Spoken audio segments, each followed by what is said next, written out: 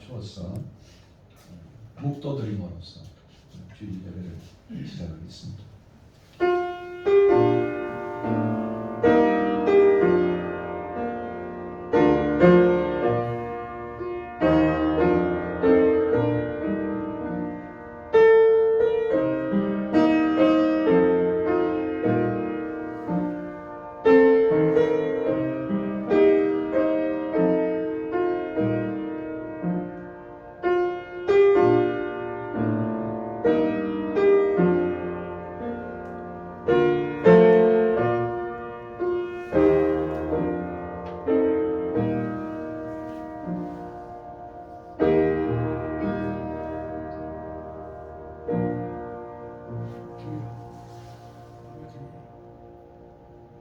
아버지께 참되게 예배하는 자들은 영과 진리로 예배할 때가 오나니 곧 이때라.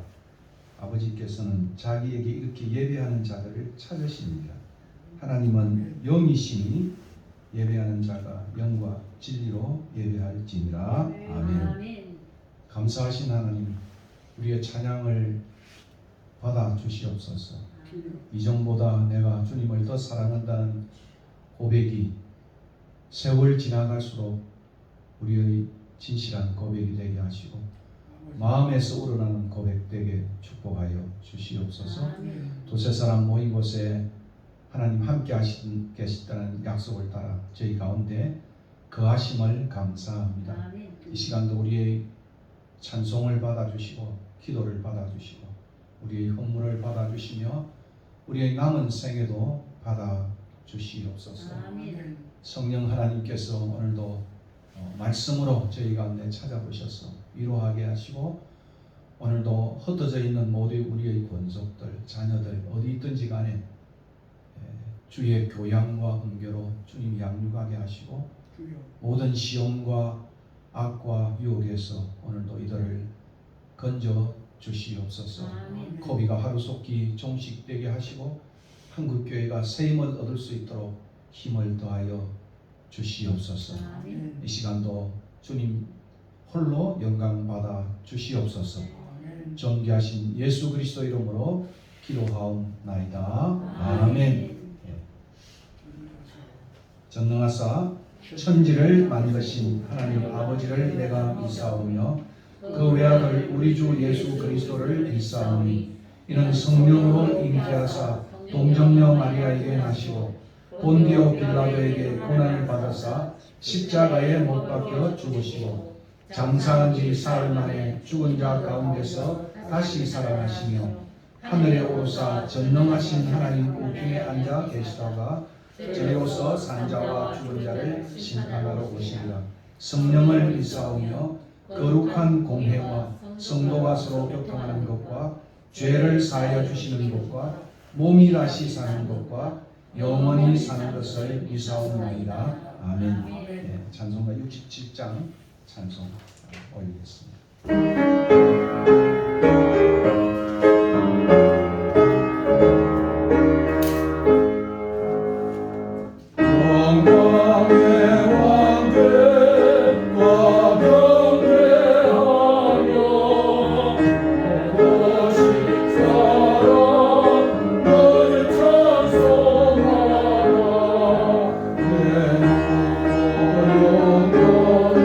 전망되신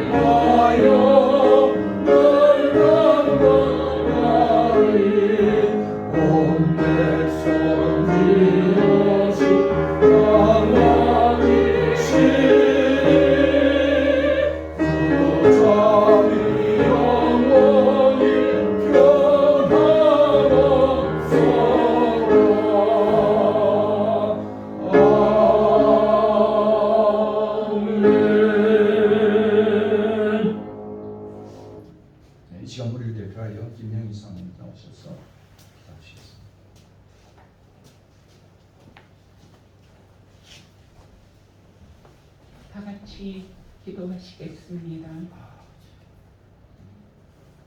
비록 우리의 눈에 보이지 않지만 분명히 살아계셔서 인간 역사를 주장하여 주시는 하나님 은혜를 감사합니다. 오늘 거룩한 성의를 주시고 우리가 바삐 움직이던 세상 일들을 내려놓고 하나님 만나러 하나님 면전에 나올 수 있게 하여 주시니 은혜를 감사합니다. 하나님, 지금 이 코로나 시대는 우리에게 경성하라고 주신 위기의 시기이고 애통의 시기이고 경고의 시기인 줄 압니다. 하나님, 이 시기를 만나서 우리가 엎드려서 우리 자신을 돌아보게 하여 주시기를 원합니다. 이 땅에 하나님을 두려워하는 마음이 없어졌습니다. 물론 우리 먼저 믿은 우리들의 잘못으로 인하여 하나님의 이름이 경홀히 당하고 있사오니 하나님, 먼저 우리에게 회개하는 마음을 주시고 우리가 참으로 하나님께 우리를 구원하여 주시고 우리를 위하여 하나밖에 없는 아들을 내어주신 하나님 앞에 우리가 참으로 우리 자신을 높이는 행동했던 것을 회개합니다. 하나님, 이 땅을 불쌍히 여겨주시고 우리를 불쌍히 여겨주셔서 우리의 마음속에 애통하는 마음이 많게 하여 주시고 회개하는 마음을 주셔서 참으로 하나님을 높이지 않고 하나님께 돌아갈 영광을 우리가 가로챘던 것을 하나님 회개합니다. 우리에게 낮은 마음, 겸허한 마음, 아픈 마음을 주시기를 원합니다. 그래서 다시 한번 하나님 앞에 우리의 죄를 회개하고 하나님 앞에 참으로 진실된 마음으로 예배하고 또 우리의 일주일의 삶이 하나님을 높이는 삶이 될 수 있도록 하나님 붙잡아 주시옵소서. 하나님, 또한 특별히 이 나라를 기억하여 주시옵소서. 큰 강대국 사이에서 마치 예레미야의 시대처럼 우리의 앞날이 어디로 갈지 알지 못합니다. 우리가 이 위기의 시간에 하나님을 바라보지 않고 강대국을 바라보고 또 다른 사람들을 또 달래어서 우리의 유익을 대변해 줄 줄로 알지만 우리에게 계시는 분은 하나님밖에 없사오니 우리가 하나님만 보게 하여 주시옵소서.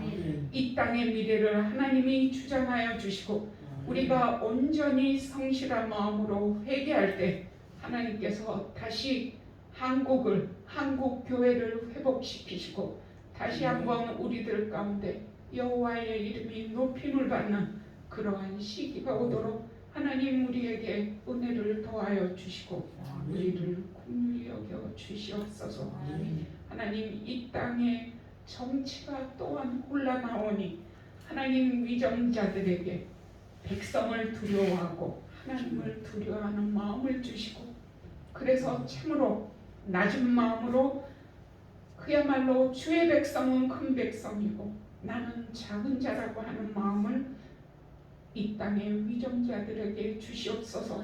하나님, 또한 대선도 오고 있고 우리나라의 정치의 앞날이 어디로 가야 될지 모르겠사오나 주님은 아시오니 우리의 역사를 주님이 주장하여 주시옵소서. 주님을 두려워하고 주님께 쓰임받고 주님을 높이기를 원하는 자들을 하나님이 아시오니 그들을 들어 쓰시고 이 땅을 바로 고쳐 주시옵소서. 하나님 또한 이 지역에 순례자의 집을 세워주셨사오니 이 땅에 교회가 많이 있지만 아직도 작고 힘없고 힘든 사람들은 돌봄을 충분히 받지 못합니다. 순례자의 교회가 많은 교회들 속에서 또 있어야 되는 이유가 주변에 있는 많은 아픈 분들, 연약한 분들을 우리가 찾아서 감싸고 세우며 또 그들에게 하나님을 알게 하는 일을 감당할 수 있게 도와주시옵소서.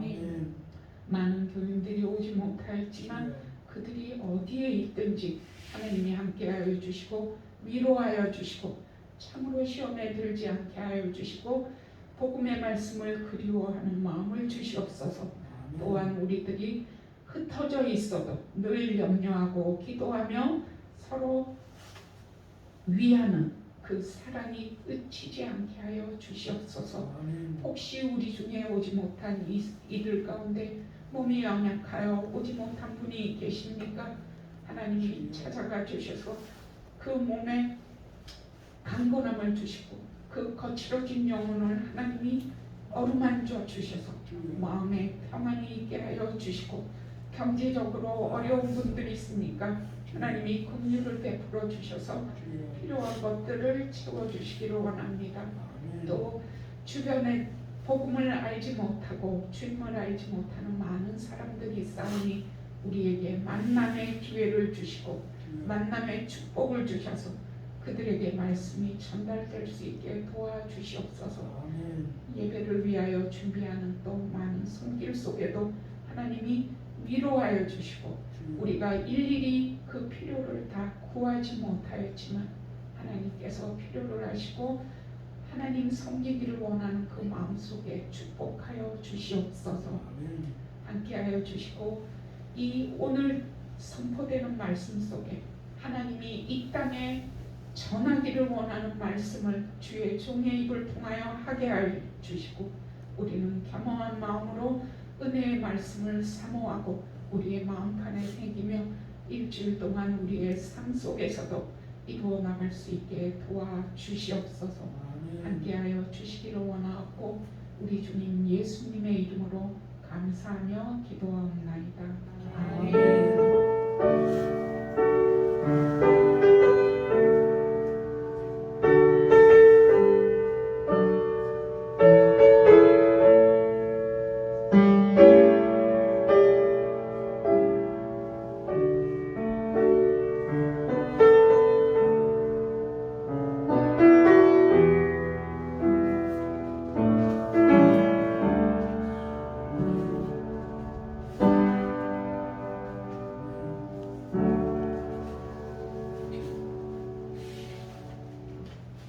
오늘 우리에게 주신 하나님 말씀은 창세기 12장 10절부터 20절까지 말씀. 지난 시간 창세기 11장 27절부터 12장 9절까지 말씀을 보았는데 이는요 저희 순례자 아브라함, 저희 순례집이기 때문에 아브라함의 생애를 저희들이 다시 살펴보고 있습니다. 창세기 12장 10절 말씀 제가 읽고 교독하도록 하겠습니다. 그 땅에 기근이 있으므로 아브라함이 애굽에 우거하려 하여 거리로 내려갔으니 이는 그 땅에 기근이 심하였음이라. 그가 애굽에 가까이 이르렀을 때 그의 사내에게 말하되 내가 그에게 애굽 사람이 그들을 볼 때 이르기를 이는 그의 아내라 하여 나는 죽이고 그들은 살리리니 원하건대 그들은 유일하니라. 그러면 내가 그들을 안전하고 내 목숨을 이대로 말미암아 보존되리라 하니라. 아브라함이 애굽에 이르렀을 때 애굽 사람들이 그 여인이 심히 아름다움을 보았고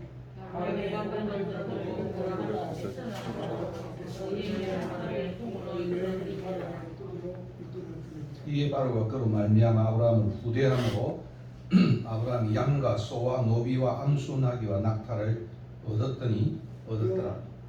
여호와께서 아브라함의 아내 사레일로 바로와 그 집에 큰 재앙을 내리신지라. 바로가 아브라함을 불러서 이르되 너가 어찌하여 나에게 이렇게 행하였느냐 너가 어찌하여 그를 너의 아내라고 내게 말하지 아니하였느냐. 내가 어찌 그를 누이라 하여 내가 그를 데려다가 아내를 삼게 하였느냐. 내 아내가 여기 있으니 이제 데려가라 하고. 같이 읽겠습니다. 바로가 사람들에게 그의 일을 명하매 그들이 그와 함께 그의 아내와 그의 모든 소유를 보내었더라.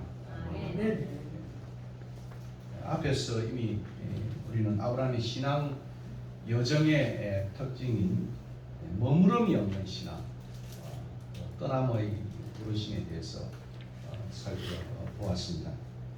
이 머무름이 없는 신앙은 여러분 잘 아시는 대로 갈대아 우르에서부터 시작하여서 1100마일이나 되는 먼 길이죠.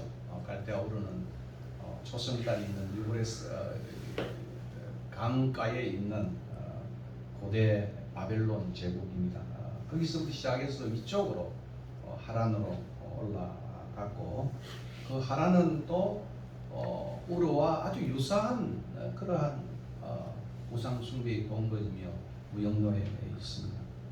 두 번째 이제 부름을 받았죠. 창세기 12장 1절과 3절을 읽어보면, 그래서 우르에서 하란을 지나서 지시할, 옛날 번역에는 지시할 때인데 최근 번역에는 원문을 살려서 보여줄, 라아라고 하는 동사, 보여줄 땅을 향한 여정이었습니다.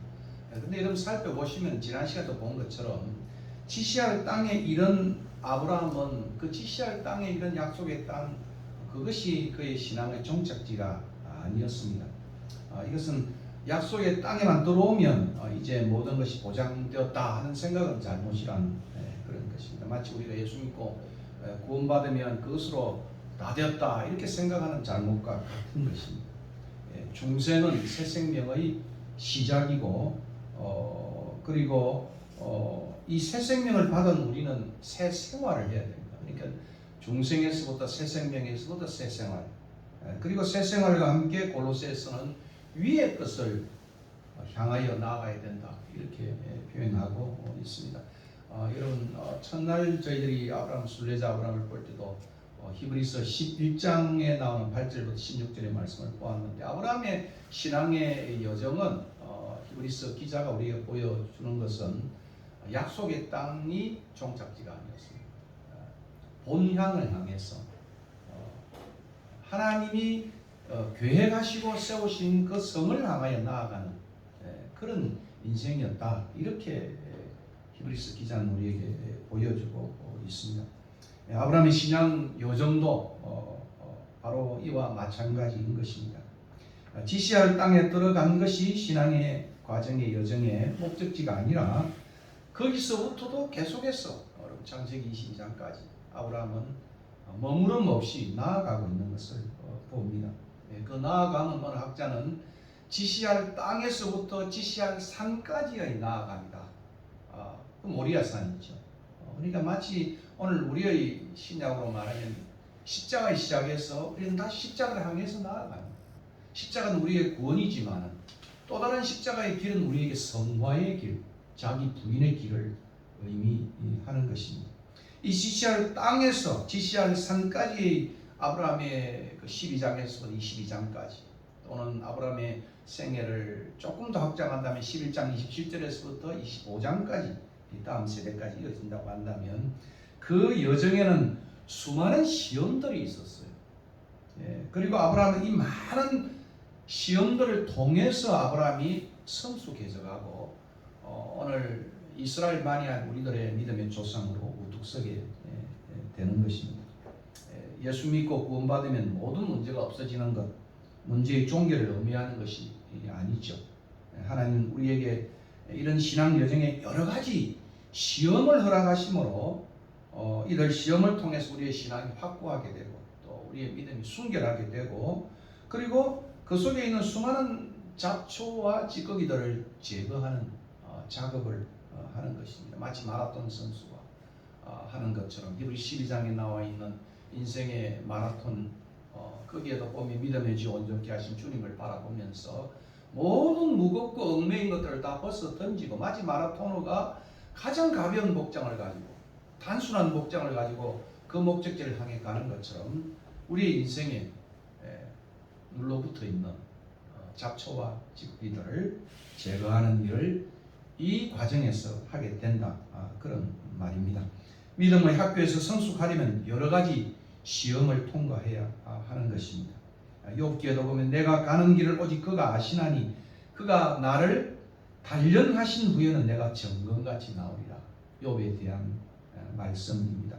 베드로전서 1장 7절에도 나그네와 행인 같은 너희들을 향해서 권면하기를 너희 믿음의 시련이 불로 연단하여도 없어질 것보다 더 귀하여 예수 그리스도에 나타나실 때 칭찬과 영광과 존귀를 얻게 하려 하십니다. 신앙의 여정에 항상 수많은 시험들이 우리를 기다리고 있다. 여러분이 아시는 성경 다음으로 한국 옛날 우리의 선진들이 애독했던 책이 철로 역정입니다. 아마 여러분들도 이동훈 목사님이 세운 그 철로 역정 공원을 가보신지 모르지만 그 철로 역정의 길 하나하나가 우리 인생길을 보여주고 있는 그런 모습입니다. 아브라함이 약속의 땅에서 그 여정 속에서 만난 시험들은 크게는 세 가지였습니다. 하나는 오늘 본문에 나와 있는 기근이에요. 그 환경적 시험이라고 말할 수 있겠죠. 근데 기근만이 그에게 시험이 아니고 우리가 다음 주에 볼 풍부함, 이 풍부함 이것은 세상 가치의 시험이라고 말할 수 있겠죠. 그리고 마지막에 세 번째는 13장에도 나와 있는 모습이죠. 그것은 전쟁의 시험입니다. 전쟁의 시험이에요. 그래서 사랑과 충성의 시험. 우리가 전쟁을 당했을 때 롯에 대한 참 아브라함의 참 끈질긴 사랑을 무조건적인 사랑을 우리가 보게 되는 것입니다. 그리고 22장에는 최고의 시험을 우리에게 과거를 포기했던 아브라함은 이제 미래까지도 포기해라. 그 미래도 뭐 별 많이 준 것도 아닌데 이삭 하나를 줬는데 그죠? 그 이삭까지도 미래까지도 하나님이 바치라는 거예요. 그래서 나중에 여호와 이레라고 하는 하나님은 이제는 과거를 돌이키고 미래를 주님 앞에 드리는 사람들에게 하나님은 모든 것을 예비하셨다. 여호와 이레라고 하는 하나님은 모든 것을 이제는 준비하신 최고의 시험을 신앙의 여정에 요구하고 있다는 것입니다. 오늘 약속의 땅에 만난 첫 번째 시험은 바로 10절에 나와 있는 기근이었습니다.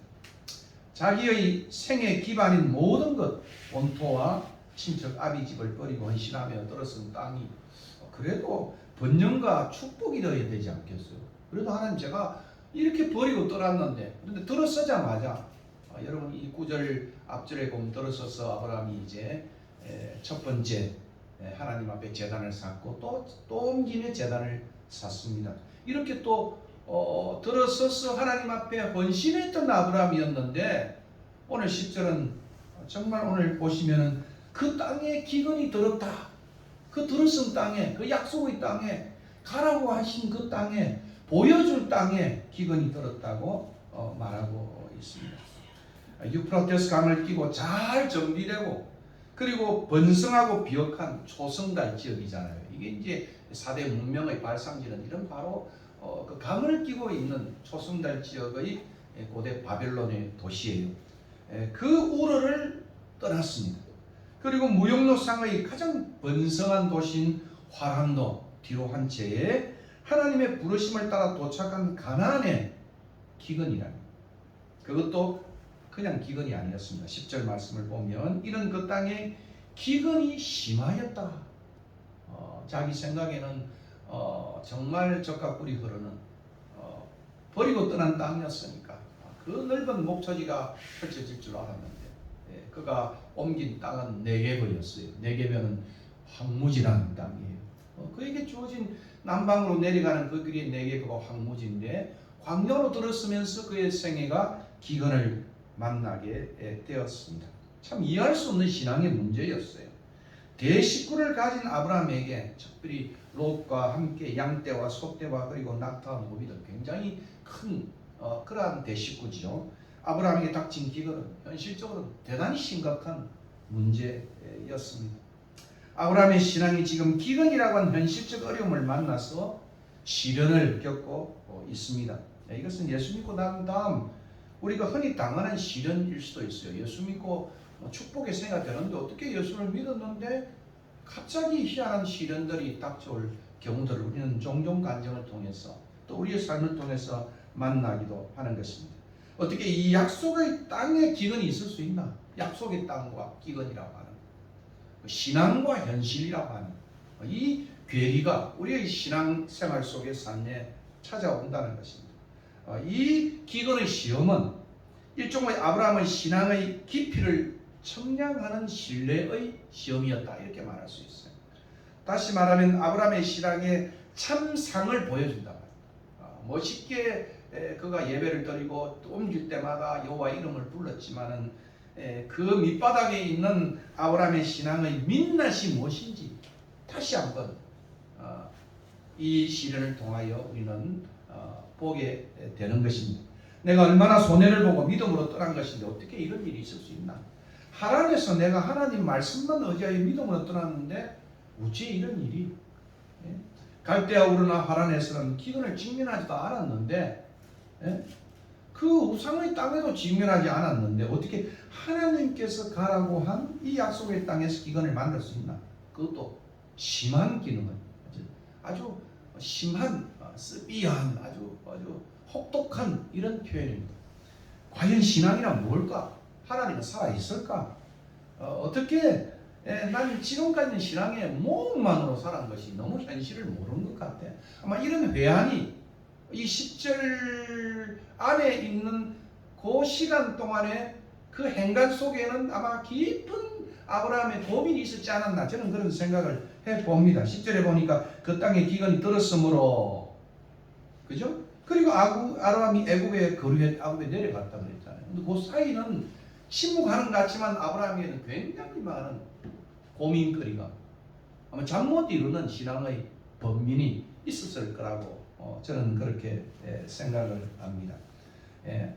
아브라함은 큰 민족을 이루리라는 약속과 이 땅을 너희 자손에게 주시겠다는 약속, 이게 시의 약속과 땅의 약속을 다 받았습니다.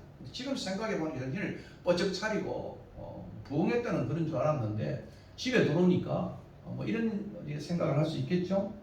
그에게는 생계를 잃을 양식도 없고 자신이 가진 것이라고는 큰 민족과 자손 대신에 돌아보니까 임신하지 못하는 아내가 옆에 덩그러니 있고 심한 기근이 들린 땅굴이었습니다. 약속은 그죠? 온 땅을 주시겠다고 하시고 그리고 온 씨를 주시겠다고 했는데 실제로 현실은 임신하지 못하는 베르난 불모의 여자와 그리고 불모의 땅밖에 없었다. 기근 들린 땅은 그런 것입니다. 무슨 놈의 주시겠다는 약속의 땅이 이 모양이라 무슨 놈의 주시겠다는 자손의 축복이 이 모양이면 신앙이란 뭐 이래? 이때 아브라함의 심정을 우리는 어느 정도 예측해 볼 수가 있는 것입니다. 그렇습니다. 우리의 신앙이 이 현실의 이 같은 시험에 직면할 때 우리는 회한과 의심 가운데 자신의 신앙의 민낯을 밑바닥을 드러내게 되는 것입니다. 이 경우 우리가 직면한 현실이 하나님의 약속이나 우리가 가진 신앙과도 훨씬 크게 현실이 부각되고 신앙은 마치 그동안 불어넣었던 큰 풍선처럼 고무풍선처럼 마치 고무풍선이 내 손에 떠나서 횡하니 우리의 삶의 한복판으로부터 저쪽 구석으로 도망치는 모습처럼 그런 모습으로 현실을 직면하게 되는 것입니다. 이것이 바로 인간 아브라함이 있어서도 예외가 아니었다. 아브라함이 하루아침에 믿음의 조상이 된 건 아니었습니다. 그러니까 우리가 아브라함을 연구하는 수많은 학자들의 이야기가 아브라함 생애를 통해서 우리도 우리와 성정이 같은 아브라함이다. 오늘 이 아브라함의 민낯을 보면서 우리가 위로를 받지 않겠습니까? 그리하여 아브라함은 신앙의 회의를 한 채 현실을 타협하면서 하나님이 가라고 한 그 땅, 그 온 땅이죠. 그 약속의 땅을 떠나게 됩니다. 참 기근이죠. 아브라함과 마찬가지로 우리 역시도 현실 속에서 이와 같은 시험을 자주 겪게 되는 것입니다. 10절의 말씀을 다시 보겠습니다. 기근으로 약속의 땅을 떠나 하필이면 그것도 애굽으로 내려갔다고 말하고 있습니다. 그 당시 고대 세계에서 애굽은 또 다른 문화의 문명의 발생지였습니다. 그 당시 별명이 빵광주리였어요.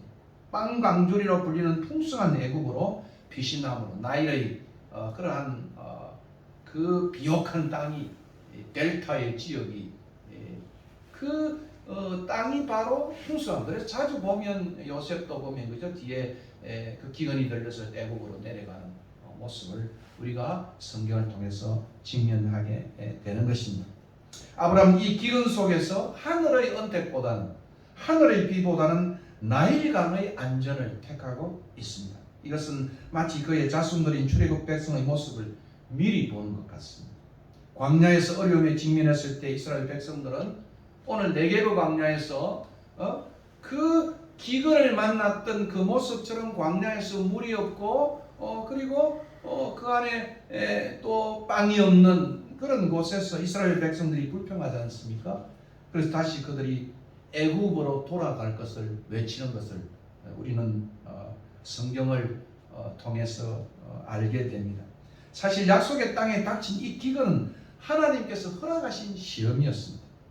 우리가 나중에 보는 대로 참 흥미롭게도 아브라함이 다시 그 땅으로 약속의 땅으로 하나님의 이 간섭에 의해서 돌아오게 되는데 근데 놀라운 것은 그 심한 기근이 있는 그 땅에 아브라함이 굶어 죽었다 하는 기사를 우리는 만나지 않는다는 것입니다. 결과적으로 이 기근은 아브라함의 신뢰를 측정하는 시험이었다 이렇게 생각할 수 있습니다.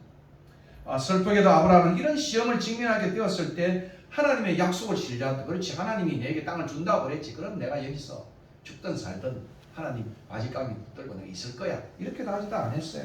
하나님께 상의도 안 했습니다. 뜻을 묻고 강구하는 모습을 보이지 않습니다. 10절에 보니까 아까도 말씀드렸잖아요. 기근이 돌렸는데 그 당시에 고민은 있었는지 모르겠어. 그러나 곧장 적시 그는 애굽으로 내려갔습니다. 10절이죠. 아브라함이 애굽에 거류하여 그리로 내려갔다. 기근 다음에 바로 내려간. 이건 참 특이하죠. 처음에 이 약속의 땅에 들어왔을 때는 참 하나님이 마침내 약속의 땅에 들어왔으니까 여호와 이름을 부르고 제단을 쌓고 했던 아브라함과는 판이하게 다른 모습인 것을 봅니다. 시험에 들지 않게 깨어있어 기도하라는 신약의 메시지는 아브라함의 귀에는 없는 것 같습니다. 오직 하나님은 미쁘사 너희가 감당치 못할 시험당함을 허락지 아니하시고 시험당할 점에 또한 피할 길을 내사 너희로 능히 감당하게 하시느니라 라고 하는 바울의 권면도 그의 귀에는 없었던 것 같습니다. 아브라함은 망설임 없이 10절의 내용을 보면 약속의 땅을 떠나 애굽으로 적시 내려갑니다. 자신의 인도자며 보호자이신 하나님을 피난처로 삼지 아니하고 애굽을 피난처로 자신의 부와 안전의 원천으로 삼습니다. 이스라엘 역사 가운데 여러분 살펴보시면 이스라엘 백성은 자주 이와 같은 불신을 보이고 있습니다. 그래서 이사야 선지자는 이런 모습을 이렇게 책망을 합니다. 이사야 31장 1절입니다. 도움을 구하려 애굽으로 내려가는 자들은 화 있을진저. 얼마나 이스라엘 역사에 이스라엘 백성들이 하나님을 신뢰하지 아니하고 좀 위기만 닥치면은 그냥 제 아내가 기도한 것처럼 강대국을 향해서 또 좋은 땅을 향해서 세상을 향해서 기웃거리는 이런 모습을 이사야 선지자는 도움을 구하려 애굽으로 내려가는 자들은 화가 있다 이렇게까지 권면하고 있는 것을 봅니다. 이렇게 하나님의 약속에 대한 신뢰를 잃어버리게 되니까 약속의 땅을 떠나자마자 아브라함은 그곳 애굽에서 안전에 대한 위협을 느끼게 되어졌고 이로 인해 인간적인 대책으로 안전을 얻고자 합니다. 우리도 역시 그렇죠. 하나님의 신뢰를 버리고 또 하나님의 약속을 버리게 되면 세상의 꾀를 위해 세상 속에 들어가잖아요. 그러면 세상이 우리를 어떻게 할까 싶은 그런 위험을 우리가 느끼게 되는 것입니다. 그래서 우리는 세상 속에 하나님의 신뢰를 잃어버리고 약속을 뒤로 한 채 가게 되면 결국 우리는 잔머리를 굴리는 거죠. 세상적인 대책을 찾는 거죠. 그래서 적당한 거짓말을 통해서 아브라함도 안전을 추구하고 있습니다. 이런 모습은 우리들에게도 흔히 있는 일입니다. 현실적 어려움으로 인해 우리의 마음에 하나님이 사라지게 되면 그 일을 모면하기 위해 세상으로 나아가 세상적 방법을 추구하는 것입니다. 하나님을 신뢰하지 못함으로써 약속의 땅을 떠난 아브라함은 자신에 대한 하나님의 약속이죠. 그것은 축복에 대한 약속이었고 또 하나는 보호에 대한 약속이었어요. 그 보호는 너를 축복하는 자에게 내가 복을 내리고 너를 저주하는 자에게 내가 저주하리니 땅의 모든 족속이 너를 인하여 복을 얻을 것이다. 그러니까 하나님이 안전 대책이 된다는 거예요. 일을 해야 할 수가 없다는 거예요. 하나님이 뒤에서 다 보호자가 된다는 그 약속도 약속을 떠나고 하나님을 떠나게 되니까 머리에서 완전히 지워진 거예요. 마치 하얀 밤을 지내듯이 그의 마음속에는 하나님의 보호하심이 없게 되는 것입니다. 하나님을 신뢰하지 못함으로써 약속의 땅을 떠난 아브라함은 자신에 대한 하나님의 이 약속을 깡그리 잃어버리고 자신의 안전을 위해서 적당한 거짓말을 해요. 근데 신자는 그죠? 완전한 거짓말은 못합니다. 마음에 좀 그래도 부담이 있어가지고 오늘 여기 보니까 반중 거짓말, 그래서 이걸 반쪽 거짓말이다 이렇게 11절과 13절이에요. 그가 애굽에 가까이 이를 때 그 안에 살에 들어 말하되 나 알기에 그들은 아리따운 여인이라 애굽 사람이 그들을 볼 때 이르기를 이는 그의 아내라 하고 나는 죽이고 그들은 살리리니 원컨대 그들은 나의 노이라 하라. 그리하면 내가 그대로 인하여 안전하고 내 목숨이 그대로 인하여 안전하고 내 목숨이 그대로 인하여 보존하겠노라. 제가 이렇게 힘주어 이르는 이유를 알겠어요. 하나님을 떠나게 되니까 아브라함의 마음에는 자기밖에 없는 철저하게 자기 중심이에요. 아니 자기 마누라도 없어요. 마누라의 와이프의 안전도 생각 안 해. 이제는 오직 자기 중심의 철저한 그러한 모습으로 나타나고 있는 것을 봅니다. 반복된 제가 표현을 읽었잖아요. 자기 중심 표현을. 나는 나의 내가 내 목숨을. 이게 아브라함의 민낯이에요. 아브라함의 신앙의 참 모습이에요. 우리와 같이 성결을 가진 인간 아브라함의 모습입니다. 그리고 반쪽 거짓말로 세상이 주는 거짓 안전을 찾는 것입니다. 이 반쪽의 거짓말은 그가 유목민으로 삶을 경험해서 나온 안전 대책이었습니다. 하나님의 약속을 떠나게 되니 과거의 세상적 습관이 또 아브라함의 태도와 행동을 지배하게 됩니다. 우리도 그렇잖아요. 그죠? 신앙 믿고 부흥회 때 은혜를 받았지만 또 세상 속에 들어가서 시련 속에 유혹에 빠지면 또 과거의 습관이 우리를 힘으로 가는 겁니다.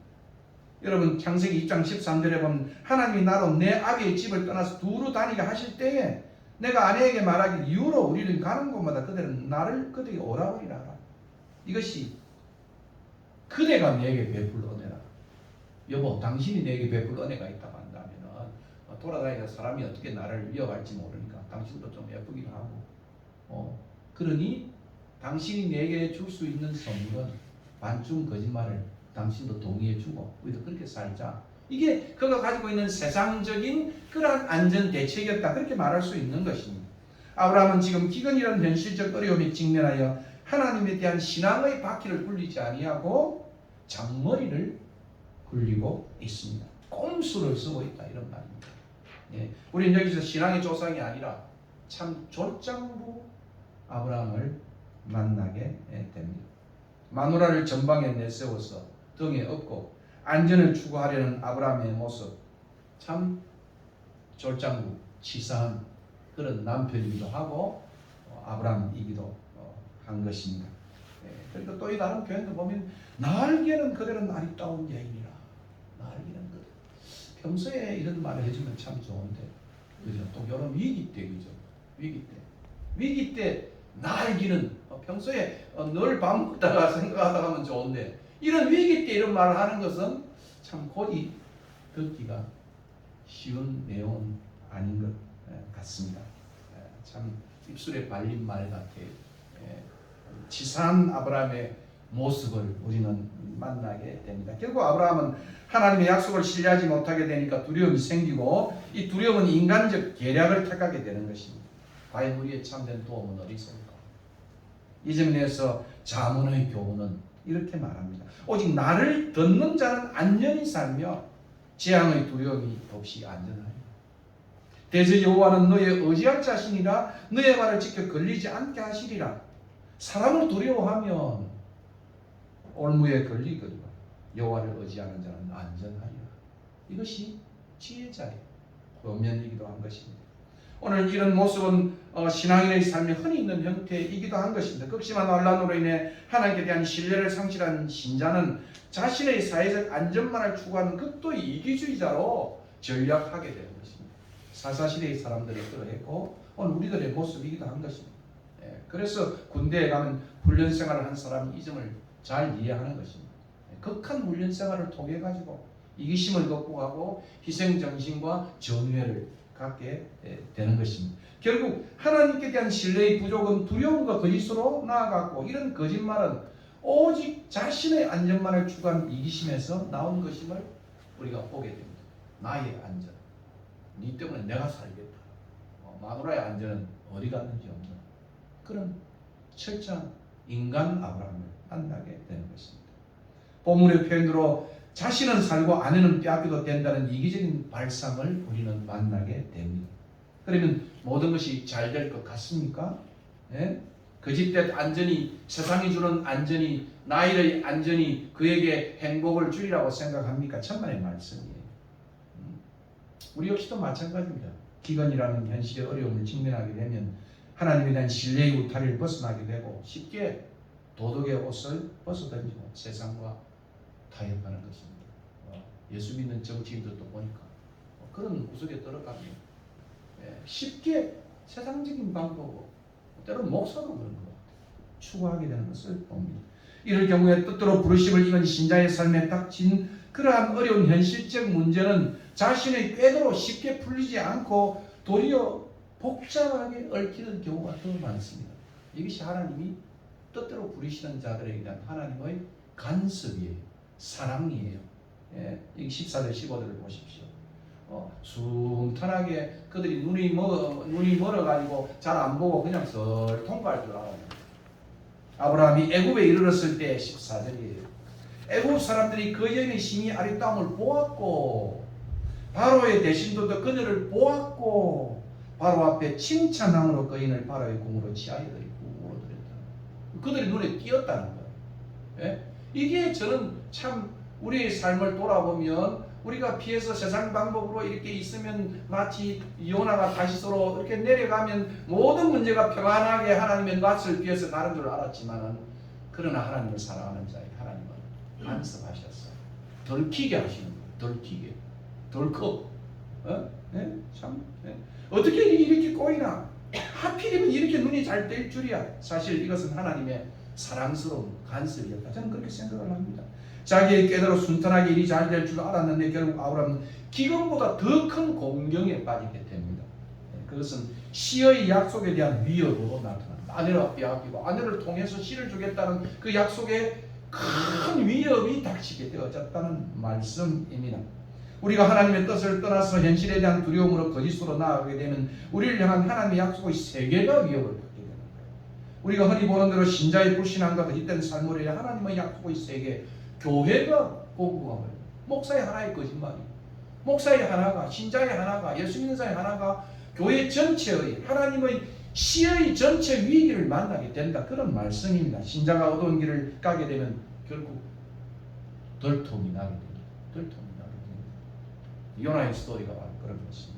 결국 기근 때문에 아브라함 약속의 땅을 떠나므로 그 땅에 대한 하나님의 약속에 대한 신뢰의 부족은 적당한 거짓말과 함께 시에 대한 약속의 위협으로 나아가게 되어졌습니다. 아내를 빼앗기게 되었다. 그런 말입니다. 여기에 대해 아브라함은 하나님의 실패에도 불구하고 자신의 약속과 언약을 이루시 이 사건에 기어코 간섭합니다. 그러니까 우리가 아브라함 생애를 보면 아브라함의 힘으로, 아브라함의 노력으로, 아브라함의 성실함으로, 아브라함의 성품으로 아브라함이 조성이 되는 것이 하나님이, 제가 지난 시간에 그랬죠. 기어코 하나님이 가나안에 도착하게, 그의 승리가 아니고 은총의 승리야. 이것도 하나님의 간섭의 승리다. 그런 이야기입니다.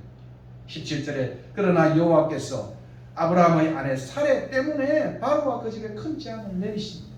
그리고 자신의 약속처럼 하나님은 아브라함을 저주하는 해를 주는 자에게 재앙을 주심으로써 문제를 해결하고 있는 것입니다. 결과적으로 아브라함은 하나님께서 가라고 하시던 그 약속의 땅으로 다시 돌아옵니다. 그렇죠? 그러니까 이 약속의 땅에 돌아오게 하시고 거기에서 그 약속의 땅을 누리게 하시는 것은 아브라함의 노력이 아니었어요. 아브라함의 그러한 지혜가 아니어서 하나님의 은총의 성령, 하나님의 은총의 성령.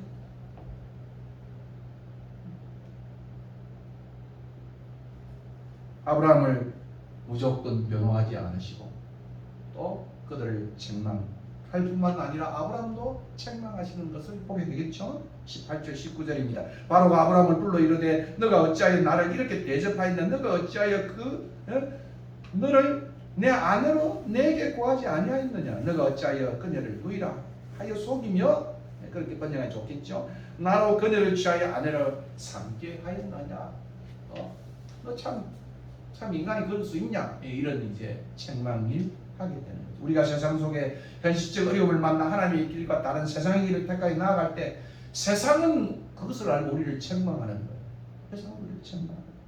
다윗에게 심의가 그랬습니다. 요나에게는 선상의 사람들이 그랬습니다. 이런 일은 우리를 향한 하나님의 책망이신 것입니다. 저와 여러분도 우리의 삶에 이런 경험이 만나게 되죠. 저도 군에서 보면 제가 하나님의 뜻을 따라 하니까 왔어요. 이게 지금 복막은 터지지 않았는데 뭡니까 이 복막 말고 뭐이죠? 맹장이 해가지고 달구지를 타고 내가 춘천까지 내려갔어요. 메시로 내려갔어요. 덜거덕할 때 아이 왔구나. 언젠가 하나님이 나에게 손볼 건데 이런 생각을 했는데 왔구나 했어요. 그래서 그 한 달에 메시의 생활은 내게 은혜로운 시간이었어요. 찬송하고 늘 병실에 돌아다니면서 그 병실에서 그 군인들을 제가 5분 스피치로 신앙을 전했던 기억을 저는 아직도 하고 있습니다.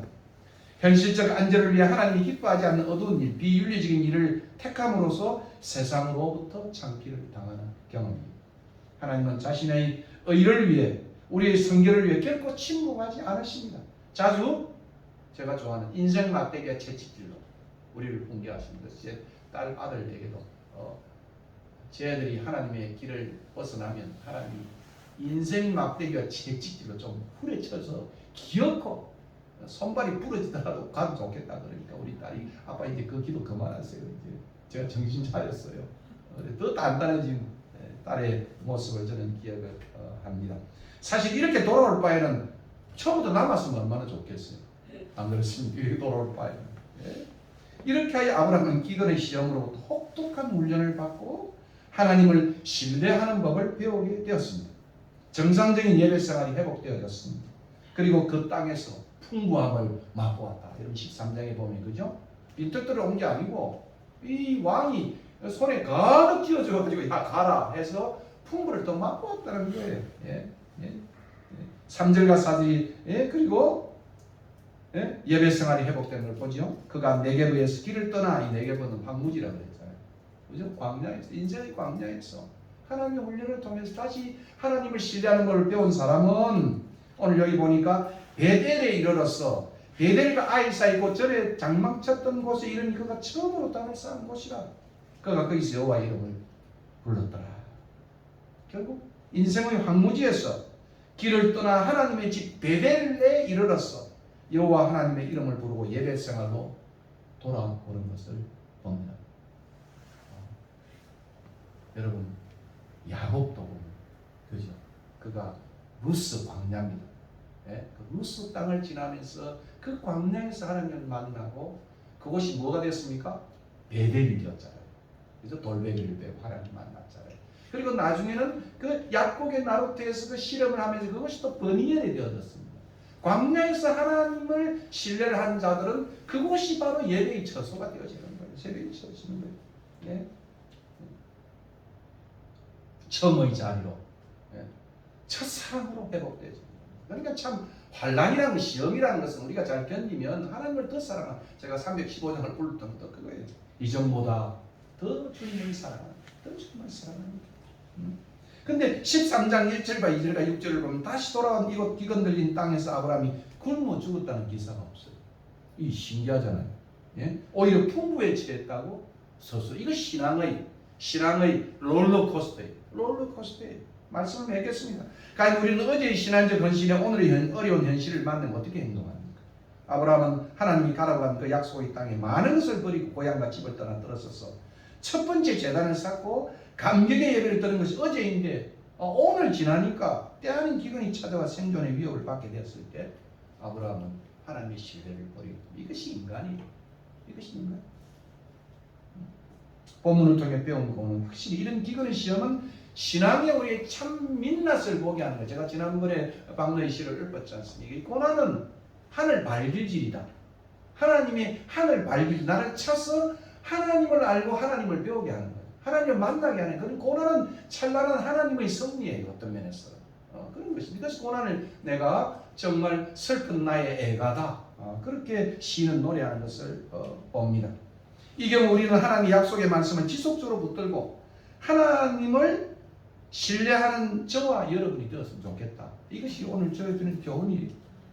예, 지난번 설교의 말씀처럼 참된 옥토가 되는. 근데 많은 사람들이 이 고난의 이 깊은 시련 속에서 이것이 성화되어지고, 그리고 이것이 마치 뭐겠습니까? 정말 발효되지 아니하고, 어떤 사람은 고난이 오면 그것이 썩어가요. 썩느냐 발효되느냐, 둘 중에 하나죠. 근데 오늘 이 아브라함은 발효되어가 신앙이 더 곤독해서 나중에 우리가 다음 시간에 볼 그 롯과의 싸움에서 보면, 그죠? 롯과의 분쟁에서 보면 아브라함이 얼마나 너그러운 훌륭한 신앙의 멋쟁이로 나타나는 것을 보게 되는 것입니다. 그러므로 환경적인 어려움이 닥칠 때 깨어 기도하면서 하나님의 뜻을 묻고 하나님을 신뢰하는 사람이 되어야 된다 하는 것이 오늘 주어진 교훈이에요. 비록 아브라함이 2번이나 제단을 쌓고 하나님의 이름을 불렀어도 그는 넘어졌습니다. 그는 넘어져요. 목사도 넘어지잖아요. 안 그렇습니까? 예. 그렇습니다. 저와 여러분도 이렇게 넘어질 수 있는 것입니다. 그런즉 선줄로 생각하는 자는 넘어질까 조심하라. 오늘도 대적 마귀는 우는 사자같이 두루다니며 삼킬 자를 찾기 때문에 깨어 건신해야 하는 것입니다. 시험에 들지 않도록 깨어 기도하라는 말씀은 모든 사람이 들어야 메시지라고 생각을 합니다. 아브라함의 본보기가 아니죠. 하나님의 본보기죠. 하나님의 승리죠. 아브라함의 승리가 아니죠. 이것이 아브라함이 순례길에서 아브라함을 붙들고 가는 우리의 기대예요. 예? 정말 도움이 어디서 올까? 예? 그 아브라함을 아브라함 되게 하신 그 하나님. 오늘 우리의 순례의 집에서 우리의 순례의 길을 살아가는 인생들 속에서 배워야 할 가장 중요한 교훈이 되는 것입니다. 이 교훈이 저와 여러분들, 우리 자녀들에게, 우리 자손들에게 늘 함께하기를 주님의 이름으로 축원합니다. 아멘. 찬송하겠습니다.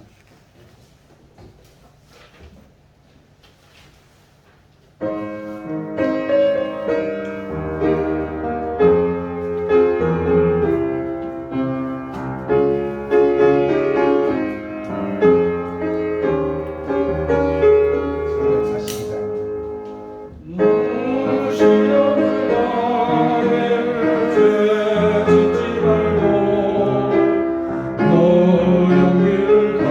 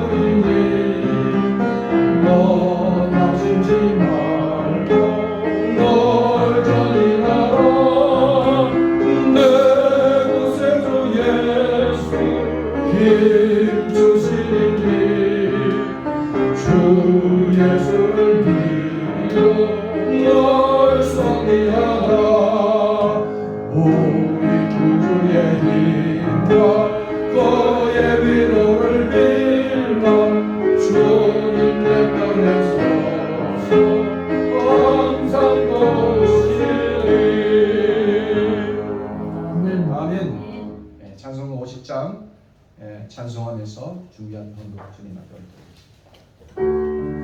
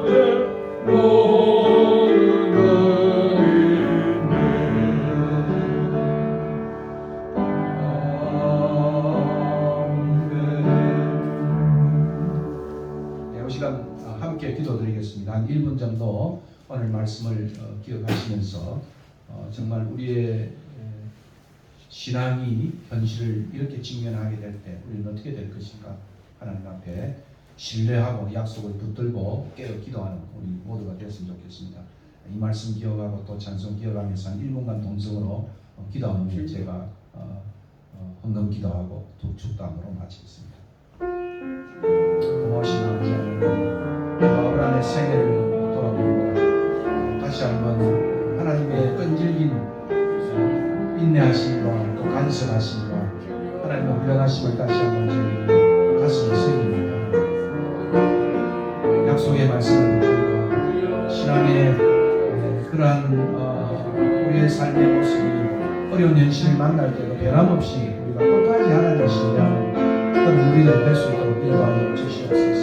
아브라함이 다시 돌아와 예배 생활을 회복하고 하나님 앞에 다시 하나님의 이름을 부르고 재단을 쌓았던 것처럼 우리 인생 속에서도 하나님 앞에 다시 한번 예배 생활을 더욱더 경건히 하며 여호와의 이름을 부르고 하나님을 신뢰하며 이 길을 걸어갈 수 있는 우리 모두가 될 수 있도록 인도하여 주시옵소서. 하나님의 도움을 주시길 감사합니다. 때마다 일마다 도와주시는 하나님의 은혜를 저희들이 기억을 합니다. 작은 신음에도 응답하신 하나님을 저희들이 기억을 합니다. 하나님 이 시간도 우리의 기도를 받으시고 또 우리의 적은 허물을 주님 받아 주시옵소서. 이 물질이 정말 사람을 살리고 또 사람을 키워내는 일에 쓸 수 있도록 하나님께서 은혜를 베푸시고 또 오늘도 흩어져 있는 모든 우리의 식구들 어디 있든지 간에 코비로부터 안전하게 지켜주시고 이들의 가정을 붙잡아 주시옵소서. 대선을 앞둔 전국 속에 요동치고 있습니다. 거짓과 그러한 술수들이 물러가게 하시고 다 드러나게 하시고 온전히 하나님만을 존경 여기고 의롭게 되어지는 대선의 후보들이 설 수 있도록 인도하여 주시옵소서. 하루속히 이 땅이 하나님이 정말 원하시는 나라로 탈바꿈될 수 있도록 교회가 더욱더 믿음 생활에 충실히 하며 예배에 온전히 헌신할 수 있는 그러한 교회들 되게 하시고 시험드는 모든 목사님들을 주님이 시험될 점에 피할 길을 주시고 하나님 앞에 자백하고 다시 한번 돌이키는 큰 역사를 주님이 일으켜 주시옵소서. 오늘도 오대양 6대주에 복음을 전하러 간 주의 종들을 지켜주시고 이들을 통하여 온 만방에 주의 이름이 널리 전해지는 귀한 역사가 나타나게 하여 주시옵소서. 건강이 좋지 않은 원어들을 기억하시고 회복시켜 주시옵소서. 이제는 우리 주 예수 그리스도의 은혜와 하나님 아버지의 극진하신 사랑과 성령의 교통하심 오늘 아브라함에게 보여주신 하나님의 그 끈질긴 약속의 그것을 실천한 하나님의 사랑을 기억하고 다시 한번 어떤 환경을 닥쳐도 하나님을 신뢰하며 깨어 기도하기로 그렇게 다짐하며 주의 길을 떠나는 주의 종들 머리 위에 한국 교회 위에 오늘도 오대양 6대주에 간 모든 선교사들 그들의 삶 속에 이제부터 영원 무궁토록 함께 있을지어다. 아멘.